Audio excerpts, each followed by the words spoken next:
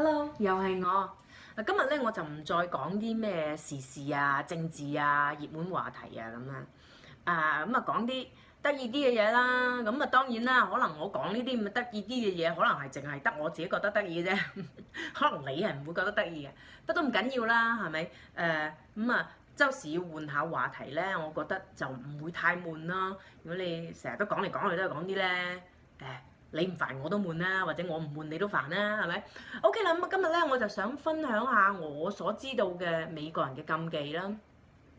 但係當然啦，呢個話題咧其實就係針對一啲對美國文化傳統啊、風俗啊唔係太熟悉嘅朋友啦。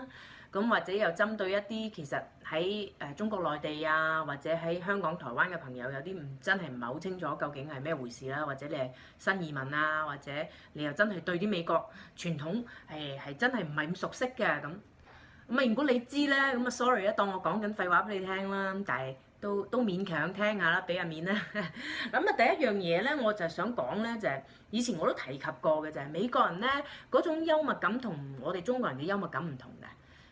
美國人嘅笑話同中國人嘅笑話咧，查實係兩個唔同嘅方式去表達。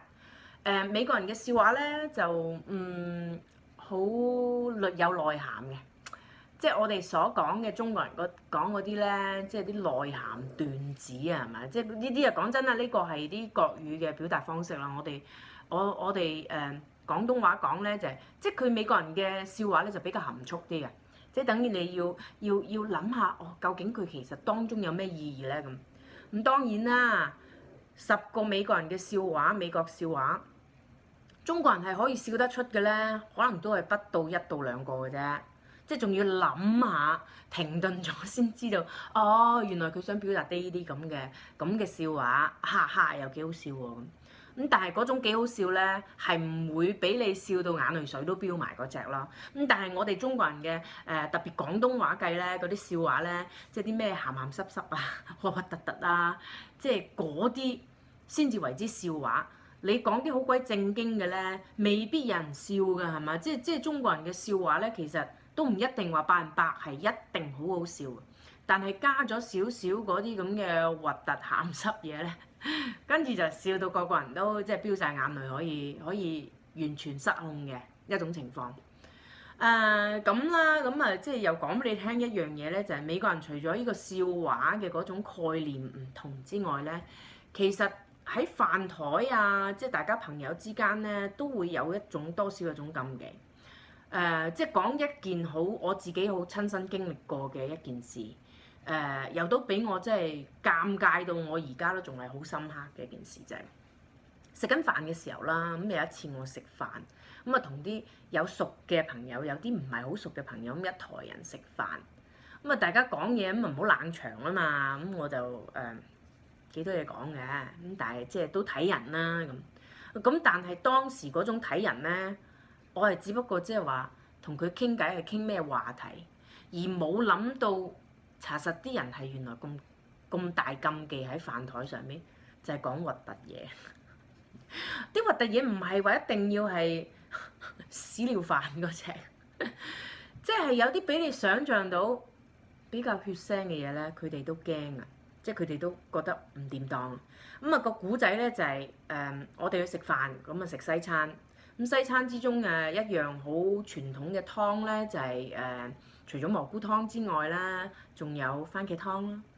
番茄湯你可以想像番茄係咩顏色咯。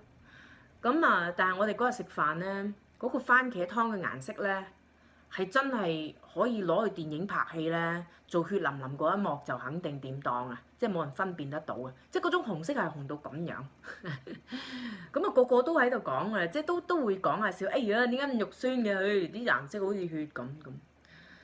我啊衰啲啦，更加衰啲咧。因為中國人食飯可以講嘅嘢，我覺得唔講屎唔講尿咪 OK 咯，係嘛？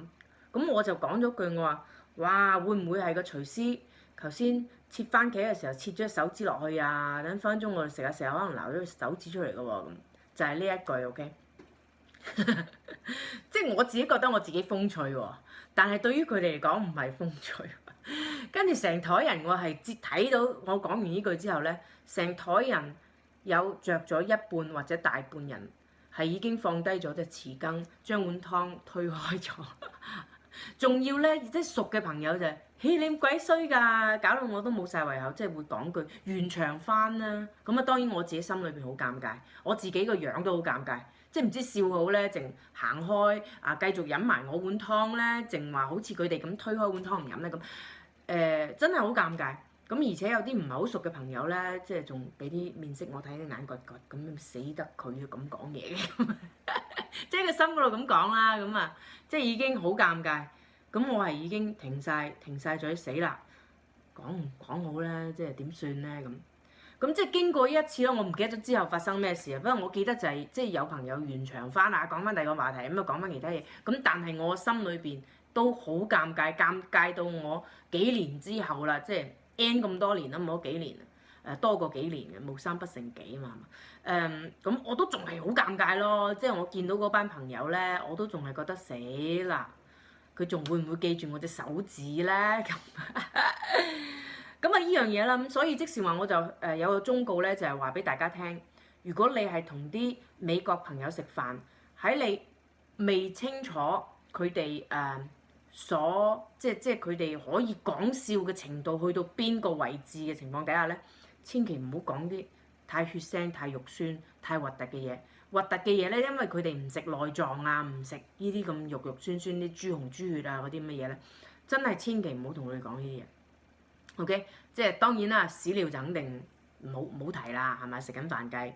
咁啊呢樣啦，OK 啦，咁啊反正就係大家，我希望我個教訓，希望都可以俾到大家一個啟發，就係哦，下次我知啦。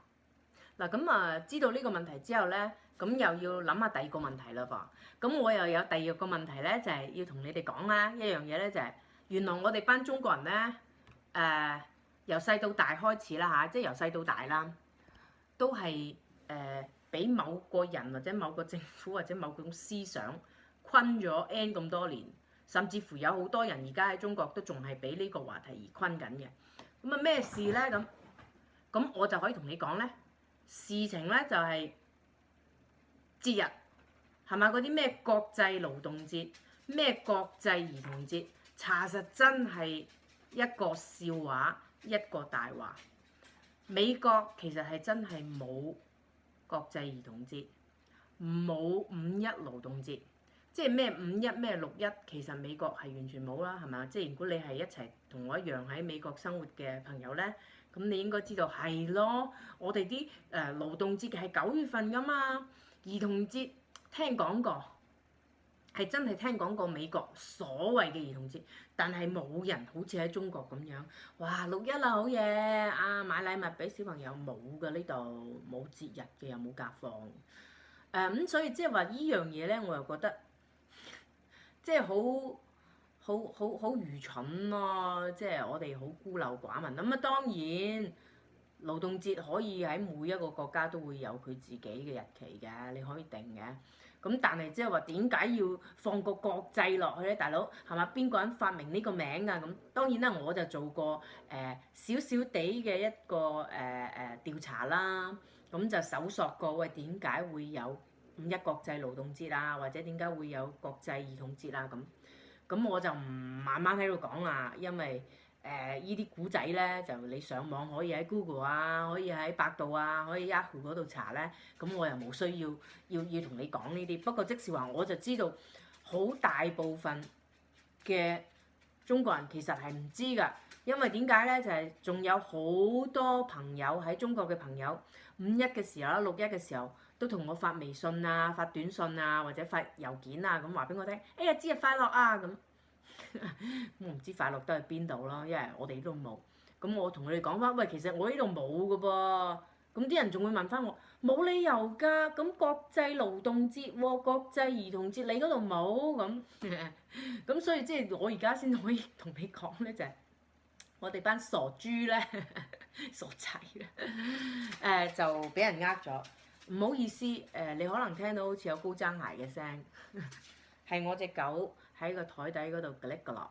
Sorry 啊，等間可能佢瞓着咧，你又會聽到好大聲嘅鼻鼾聲。excuse me 先啦嚇，sorry。咁啊又講翻呢個節日啦，嗬，咁啊所以我哋依班人係俾人老笠咗，都唔知啊，咁多年啦。咁啊講完個節日咧，咁啊講多一樣嘢啦。咁講真咧，我呢個禁忌啊、顧忌啊、美國人呢啲咁嘅好瑣碎嘅事咧，我會再做多2個視頻添㗎，因為我仲有好多嘢好想講嘅，但係一個視頻時間關係係講唔晒。咁啊依個咧講埋 last 一樣嘢咧就係數字。我哋中國人嗰種迷信咧就係number 好鬼重要㗎係嘛？你如果喺中國嘅話，咩888啊、168啊、163啊、369唔係368啊之類嗰啲咧，咁係一個好受歡迎嘅 number，而且個個都中意係咪？你買個車牌，哇嗰啲幾百萬一個車牌係有幾個八字喺個車牌嗰度就貴㗎啦咁。咁但係你知喺美國咧，你除咗可以自己揀車牌、自己揀 number 之外，你連自己個名都要放落個車牌嗰度，即係我唔知呢樣嘢係咪好多人都知喎嚇。就係俾錢啫嘛，係咪？你平時一個車牌嘅話，一年計可能係60啊、50、60蚊一年啊咁。如果你係有個特別啲嘅車牌，你自己揀嘅車牌，或者揀一個唔同 design 嘅風格嘅一個車牌咧，可能就貴啲咯嚇。咁你可能要俾百零蚊、120蚊咯。好似我記得我自己都有個好 special 嘅車牌，好特別嘅車牌。不過唔講俾你聽嚇。你可以喺樓下問我考慮下講俾你聽。嗱咁啊，跟住講翻個 number 啦咁。美國人就最記一個 number 咧就係13。咁啊，廣東人嘅話咧13，喂實生喎咁。冇問題嘅喎，係咪呢樣嘢最好啦？咁但係黑色星期五係乜嘢咧？就係13號嘅星期五，就係黑色星期五。咁啊講真啦，中國人嘅話就，咁咪好咯13咁。咁但係美國人就唔係咁樣啊，13真係唔掂當。咁同埋咧，美國人就中意7嘅喎，廣東話7聲，哇好難聽嘅喎咁。但係 7啊嘛，美國人嘅7就韻聲啊嘛，韻聲即係贏聲啦、勝利啦。或者 number one 啦，第一啦咁，所以即是話咧，美國人嘅嗰種思想，嗰種即係我哋所講嘅，講個意頭咧，係同我哋中國人完全唔同㗎。咁所以咧，不過點講都好咧，美國人就冇中國人嗰種迷信嗰種思想咁誇張咧，就係你如果翻去中國咧，好多地方你坐 lift 啊、樓層啊咁樣，佢都會有4樓啊，或者14樓啊、24樓係冇咗㗎嗰個 number， 但係佢會有個3啊或者13啊、A 啊或者 B 啊咁樣去代替咗。咁啊，美國就冇咁衰，即係佢都仲會有個13喺嗰度嘅，只不過即係話可以免得到嘅，佢就唔會13㗎啦。咁會寧願14啊，或者寧願係17，咁都好過13。咁就今次咧先講住咁多先啦。我仲會繼續同大家分享更多美國嘅顧忌。咁希望做多1、2個視頻咯。繼續留意，拜拜。